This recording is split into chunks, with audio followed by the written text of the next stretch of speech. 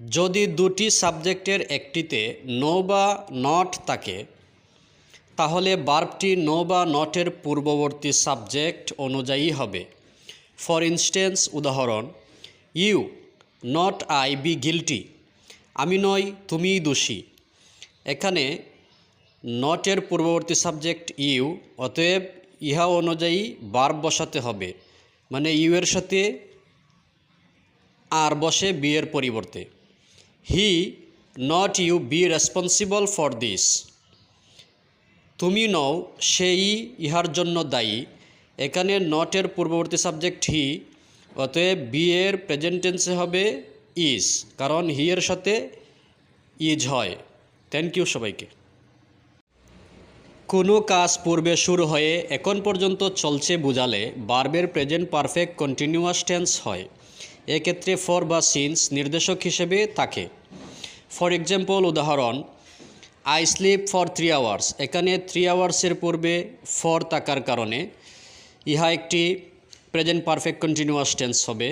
অতএব আই এর সাথে হ্যাভ বিন বসিয়ে তারপর ভার্বের সাথে আইএনজি দিতে হবে। ইহা একটি টেন্সের গঠন। ইট রেইন সিন্স মর্নিং। এখানে মর্নিং একটি সময়, ইহার পূর্বে সিন্স থাকার কারণে ইহাও হবে প্রেজেন্ট পারফেক্ট কন্টিনিউয়াস টেন্স। আর ইটের সাথে বসে হ্যাজ বিন, তারপর রেইনের সাথে আইএনজি দিতে হবে ভার্বের সাথে। It has been raining since morning. সকাল থেকে বৃষ্টি হচ্ছে। ধন্যবাদ। কোনো সেন্টেন্সে now, at this moment, at this time, day by day, day after day, gradually, increasingly, constantly, at present, presently, nowadays ETC থাকলে ভার্বের প্রেজেন্ট কন্টিনিউয়াস টেন্স হবে।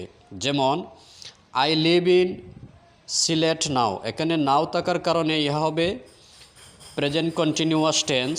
অতএব এখানে হবে আই এম লিভিং, তারপর বাকি অংশ। Our population increase day by day.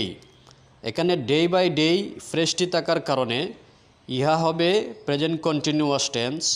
অতএব আওয়ার পপুলেশনের পর ইহা একটি অ্যাবস্ট্রাক্ট নাউন হবে ইজ, তারপর ভার্বের সাথে ING, increasing, day by day. Gradually he go back to oats. Gradually থাকার কারণে এই সেন্টেন্সটিও হবে প্রেজেন্ট কন্টিনিউয়াস টেন্স। অতএব হি এর পর হবে ইজ, তারপর ভার্বের সাথে আইএনজি। ধন্যবাদ। কোনো সেন্টেন্সে just, just now, recently, already, ever, yet, still, lately etc উল্লেখ থাকলে ভার্বের প্রেজেন্ট পারফেক্ট টেন্স হয়। সাচেস, যেমন, I just to receive your letter. এখানে জাস্ট থাকার কারণে ই সেন্টেন্সটি হবে প্রেজেন্ট পারফেক্ট টেন্স। অতএব আমরা এভাবে লিখতে পারি, আই হ্যাভ জাস্ট, তারপর ভার্বের পাস্ট পার্টিসিপল ফর্ম রিসিভড, তারপর বাকি অংশ। হি অলরেডি রিচ হিয়ার। এখানে অলরেডি থাকার কারণে সেন্টেন্সটি হবে প্রেজেন্ট পারফেক্ট টেন্স।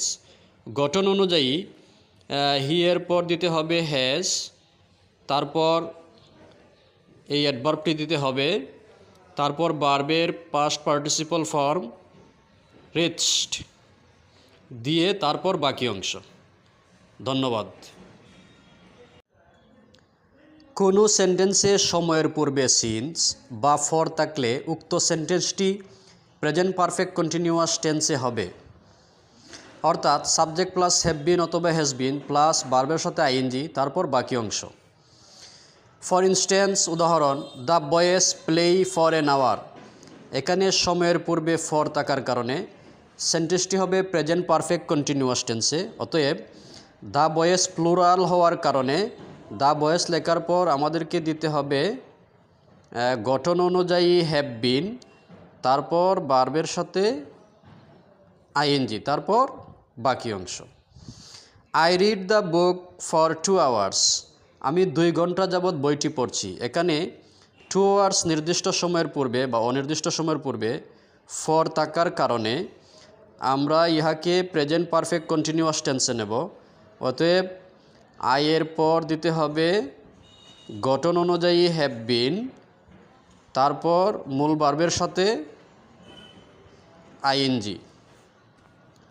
ইট ট্রেন সিন্স মর্নিং, এখানে মর্নিংয়ের পূর্বে সিন্স থাকার কারণে উক্ত সেন্টেন্সটি হবে প্রেজেন্ট পারফেক্ট কন্টিনিউয়াস টেন্স। অতএব ইটের পর দিতে হবে হ্যাজ বিন, তারপর মূল ভার্বের সাথে আইএনজি, রেইনিং, তারপর অন্যান্য অংশ। ধন্যবাদ।